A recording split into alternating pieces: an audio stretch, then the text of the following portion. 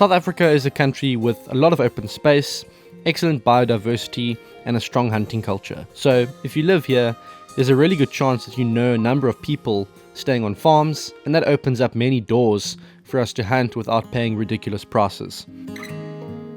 Because of the amount of hunting I do and the friends that I've made over the years, I get to drive out to some really beautiful locations on a regular basis, and while some of these visits are done with the intention of filming for YouTube, many times my primary purpose is just to spend quality time with friends or to do pest control jobs for farmers without the added pressure of gathering footage. Sometimes we don't even have much of an agenda. We just want to enjoy being outdoors, maybe some low development, or just blasting rocks for fun.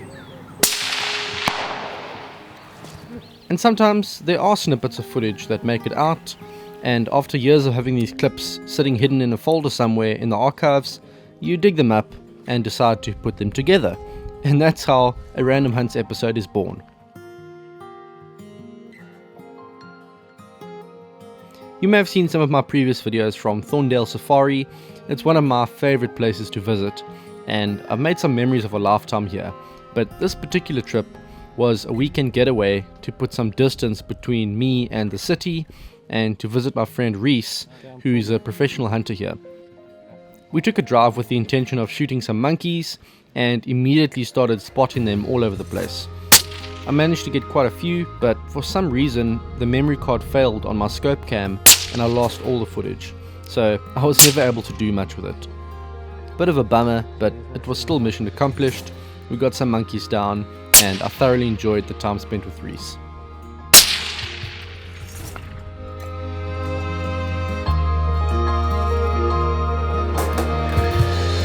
This next section of footage was from about 3 years ago. I went out to a farm for a friend's birthday. The plan was to get him his first animal, but of course there's much more to do here than just hunting, so we started with a game drive. This was a pretty big property with a good variety of landscapes ranging from hilly areas to flat plains, and we managed to see some cool stuff like this roan antelope and plenty of eland, which are the world's biggest antelope. When we did eventually head out to hunt, we decided that a springbok would be a good animal, and after a few hours of stalking, we got an opportunity on a herd. My friend Dave set up for the shot using my 260 Remington, and we waited for the animals to move apart for a clear shot. When the time came, Dave made no mistakes, and he dropped it on the spot. And you can hear the excitement in my voice here. I enjoyed this just as much as he did. Nailed it! You absolutely dropped it. That's 200 meters. Yeah. 200 meters. That's your first shot ever. Awesome, on an animal. So stoked. There. Woo! Dropped him on the spot, eh? Thank you, Lord. Yeah, that was awesome. That's amazing. Kind of got the surge of adrenaline as I went through. Yo, come on. Yeah, I want to go check it out. Well, yes, that's just a pigeon. Not quite as exciting as a springbok, but this was my first little pest control outing ever with the new FX Oream-Tac compact, which I got just a couple weeks ago, and I was keen to see what it could do. These rock pigeons had been nesting in a roof, so they needed to be dispatched, and no better way to do that than with a 16 grain JSP Hades at about 850 feet per second. I went for a headshot for the first one, and knowing that the point of impact would be low at this close range, I held at the top of the head. This is a safe option because I knew I had spine running all the way down from the head, so no matter how low the point of impact was, it would be safe.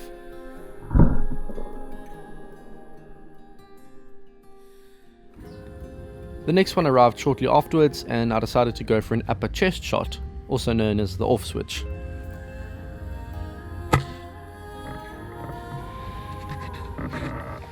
Well guys, there you go. That's first blood to the little Oream-Tac compact. It's 2 rock pigeons down. These are problem birds. This was purely a pest control job. The problem with rock pigeons is that they really like to nest in the rooftops of houses.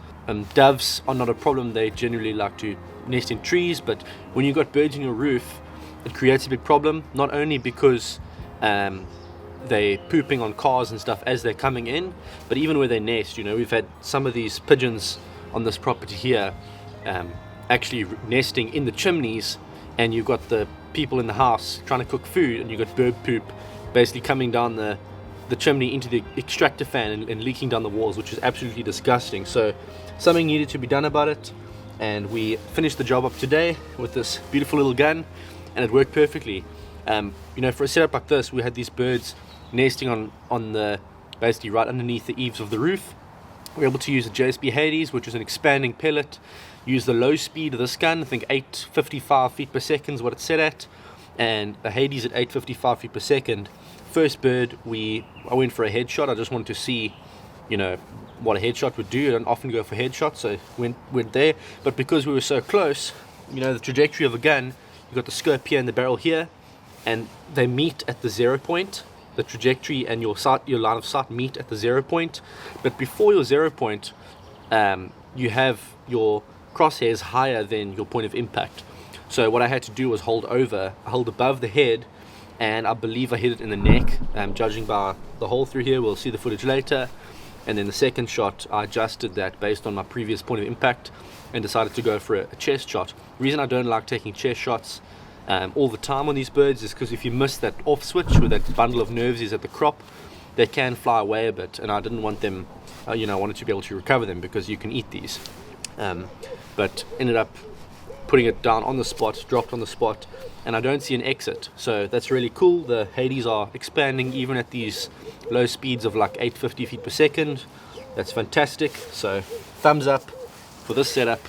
Got it working really, really well, and I'm really happy with that. And lastly, some ratting. You may remember my ratting video from a few months back and how I mentioned that rat poison isn't always a good idea. Well, I stick by that statement. I actually found a snake in my backyard eating a rat, and imagined what would happen if the rat had been poisoned. Well, I'll tell you what would have happened. The snake would die, and that's goodbye to the natural rat controller in the area, and the rat population would just increase again. Thankfully, I didn't have to do any rat control in my house this time. This footage is actually courtesy of a friend of mine who does plenty of rat control in industrial areas, factories, and farmyards. He headed out with his impact, shooting 21 grain slugs, and here's the result. Some really good footage. I used to watch a lot of UK ratting videos, and if you watch those you'll notice that mostly headshots are taken. Well, although there are some headshots here, it's pretty much center of mass. Hollow point slugs act like little bombs inside the rats and switch them off instantly. Unfortunately, many places with rat problems don't do a very good job of disposing of waste, and this almost always attracts rats. I know my friend won't be complaining because he loves ratting, but it would save the landowner a lot of trouble if the waste was dealt with properly. You'll see that more than half of these rats are literally living in the stuff, and this makes my friend's job easy as all he has to do is scan these areas and look for us.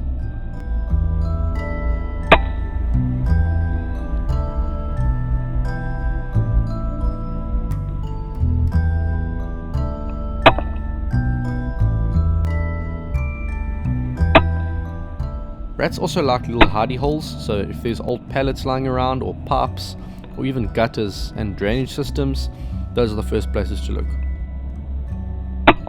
And as we come to the end of this footage, I'd like to remind you that all my videos are being released early on egan101.com, including some extended versions that aren't available on YouTube, so remember to check that out when you have time. It's been a weird episode, probably the randomest of all the random hunts I've done so far, but I think it was a good one, and I hope to see you next week. Once again, thanks for watching, guys.